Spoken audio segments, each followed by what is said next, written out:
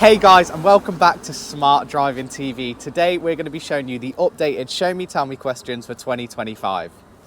So we're going to start on the outside of the car and then we're going to move our way inside the car. Okay, so the first thing I'm going to show you is how you guys can open the bonnet. So obviously every car's different, but this is going to be for an Audi A1 2019 Sportback. So the first thing is we need to open the latch down here. So if I just give that a pull for you guys, that's going to open my bonnet, and now I can come around to the front of the car. So if we take a little bit of a closer look under the bonnet, we can see that there's a small latch here. So if I push that to the side and then lift up, that'll release my bonnet. Now remember, the engine's going to be hot, so we don't want to touch it. So as I hold this up, I'm going to take my stick, place it into here, and then that'll keep the bonnet up. Obviously, some bonnets will automatically stay up when you lift them, but most of them have a stick like this, and there'll be a marked out area where you need to put that to hold the bonnet up. So remember guys, don't touch the engine because it's going to be hot, and there's 3 questions that you can get asked under your bonnet. Open the bonnet and tell me how you'll check that the engine has sufficient oil. Okay, no problem. So some people do get confused and they start trying to take the dipstick out, but I'm going to describe what I would do because this is a tell me question, not a show me question. So what I would do is I'd take out my dipstick, I would wipe it clean, I would put it back in, and then I would take it back out, checking it's between the minimum and the maximum markers for the car. Now open the bonnet and tell me how you'll check that the engine has sufficient engine coolant. So my coolant is here, and I would check it's between the minimum and maximum markers. Tell me how you'll check that you have a safe level of hydraulic brake fluid. Okay, so this is where my brake fluid would go. And again, like the coolant, I'd check it between the minimum and maximum markers. Now, if you can just close the bonnet and go inside the car for me. No problem. Now, how to close the bonnet. Some people do get this part wrong. So what we want to do is we want to make sure that we're taking the weight off. And then we're going to take this out, clip it back in. And then what we want to do is we want to lower the bonnet, but not all the way, and then we just want to drop it the last little bit. It's going to make a loud bang, don't worry, but that's going to make sure that the bonnet is completely locked. If we, place it down gently, the bonnet may not lock into position properly, which obviously is something that we don't want because the car's then going to beep at us and tell us to shut it. Okay guys, so obviously it's a bit cold outside, so I've jumped in the car. Again, these are tell me questions, so we don't actually have to show anything. We just have to explain the answer in enough depth that the examiner feels like we understand it. Although it is really important that you guys understand these questions. So what I would do is I would talk to your instructor and get them to show you exactly how you would check so you fully understand it. Obviously, we've jumped in the car today. The examiner may ask you these outside the car, they may ask you inside the car, but it won't be while you're driving. This question will normally be asked at the start of the test before you actually start driving. Tell me how you'll check that the brakes are working before starting your journey. Okay, so I would press my brake pedal and it shouldn't feel spongy or slack. The vehicle should not pull to one side, and I can actually test the brakes as I'm moving off, and this would obviously give me an indicator on if they work or not. Okay, perfect. Now tell me where you'll find the information for the recommended tyre pressures for this car and how tyre pressures should be checked. Okay, so I could find the recommended tyre pressure for this car in the vehicle manufacturer's guide. I can also look on my door because it's written on there. How I would check the tyre pressure is I'd use a reliable pressure gauge, and I would check the pressure when the tyres are cold, being sure to refit the valve caps obviously after I was done. Now tell me how you would make sure your head restraint is correctly adjusted so it provides the best protection in the event of a crash. Okay, so my headrest should be at a level that is safe. So that should be between the middle of the headrest should be in line with my ears and my eyes, and it should be as close to the back of the head as comfortable. Now tell me how you'll check the tyres to ensure that they have a sufficient tread depth and their general condition is safe to use on the road. Okay, so the minimum tread depth by law is 1.6 millimeters, and obviously I have to make sure that it's 1.6 millimeters around the whole tyre. I would also check that my tyres have no cuts, no bulges, they don't have any thread showing or anything like that. That would ensure that their condition is safe to use on the road. Okay, now tell me how you'll check that the headlights and tail lights are working. You don't need to exit the vehicle for this question. So what I would do is I'd operate my dipped headlight switch, and then I would either look at reflections or I would get out the car and check myself. Now tell me how you would know if there was a problem with your anti-lock braking system.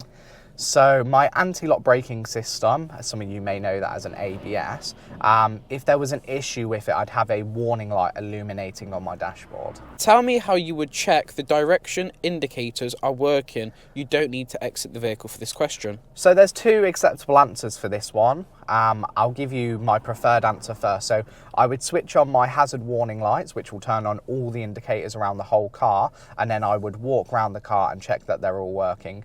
Another suitable answer is that you would operate the indicator and then walk around the car, but obviously in this case you would have to do it twice because you'd have to do the right side then the left side. So doing it by activating the hazard warning light is a little bit of a more common sense answer. Now, tell me how you would check the brake lights are working on this car.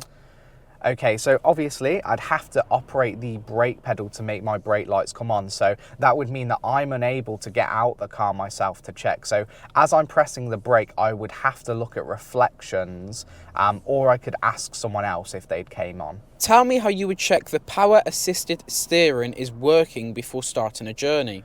Okay, so obviously I'd make sure my car's switched on, because power assisted steering, you obviously need the power of the car to be on for it to work. And then I would give my steering wheel a bit of a turn. It shouldn't feel heavy. And again, as I set off, I could kind of move the steering wheel and that would give me an indicator on if it was working or not. Tell me how you'd switch on the rear fog lights and explain when you'd use them. You do not need to exit the vehicle for this question.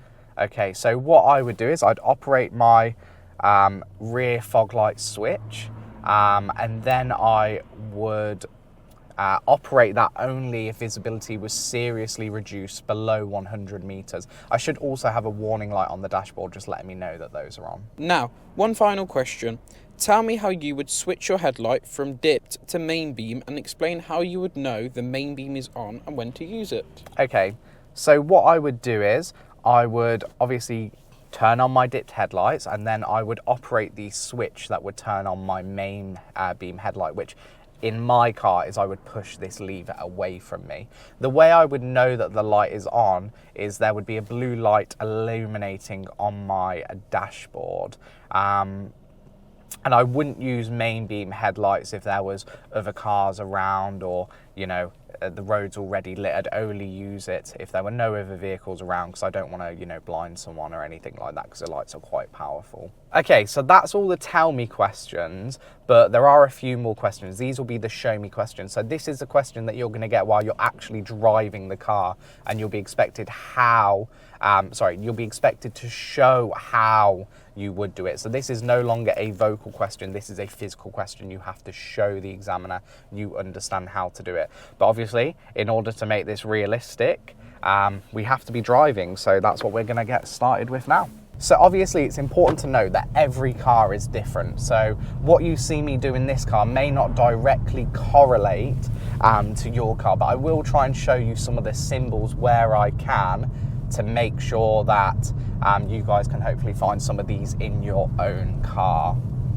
Okay, when it's safe to do so, can you show me how you wash and clean the rear windscreen? Okay, so in my car, I push this stick away from me, and then that cleans the rear window. When it's safe to do so, can you show me how you wash and clean the front windscreen? So I just actually beat you to that. So what I would do is I would pull this lever towards me and then that will wash the front windscreen. When it's safe to do so, can you show me how you would switch on your dipped headlights? Okay, so some people have a twisty part on their kind of indicator or their window wiper. However, in my car, I just have a button. So I would just click this button down here and that would turn on my dipped headlights, as you can see on the dashboard. I'll also do it for you again so you can see that. So there you go, my dipped headlights are now on. When it's safe to do so, can you show me how you would set the rear demister? Okay, so to set the rear demister, I would simply press this button here. You can see the symbol is a rectangle, and that will be important to tell the difference between your front and rear window. Obviously, if we look at the rear window, it is in a rectangular shape. So that shows us that it's for the rear window. When it's safe to do so, can you show me how you would operate the horn? Okay, that's no problem. So obviously I'm going to press firmly on my wheel here, and that would show how to beep the horn. Perfect. When it is safe to do so, can you show me how you would demist the front windscreen? Okay, so again, that will be down here, and as we can see, there's a symbol at the top just here, which looks very similar to the other symbol. I'll let you zoom in on that. Yeah, but as we can see, that on this occasion, the shape is more angular, and obviously that's representative of the front window, which kind of comes out like that. So what I would do is I would twist this to the top to ensure that my front window is being demisted. Perfect. Now, one of our final questions is, when it is safe to do so, can you show me how you would open and close the side window? Of course. So what I would do is I have a button down here on my door, and I simply press that down, and that would put the window down, and then I can pull it back up, and that will close the window.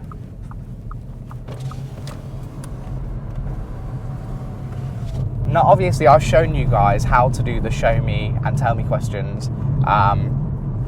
The show me questions in my car. Your car may be slightly different, so be sure to ask your instructor.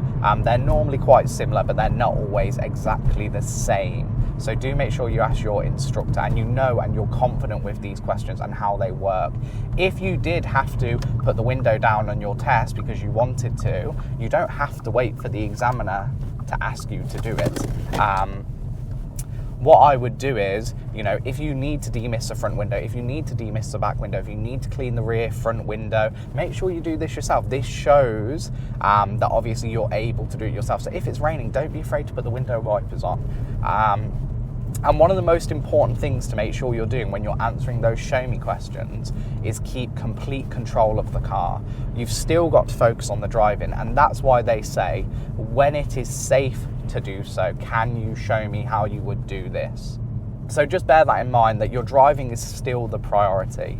And don't panic. If you do get a tell me or a show me question wrong, you're not going to fail your test. You're just going to get one minor fault. And it doesn't matter whether you get both questions wrong or just one question wrong, you're still going to only get one minor fault. So if you get one of the questions wrong, you've already got that fault. It doesn't matter if you get the next one wrong. So thank you guys, obviously, for coming to the channel. Hope that video has helped you guys. And yeah, be sure to like, subscribe, and hopefully we have some videos for you coming soon that should help you with your driving test.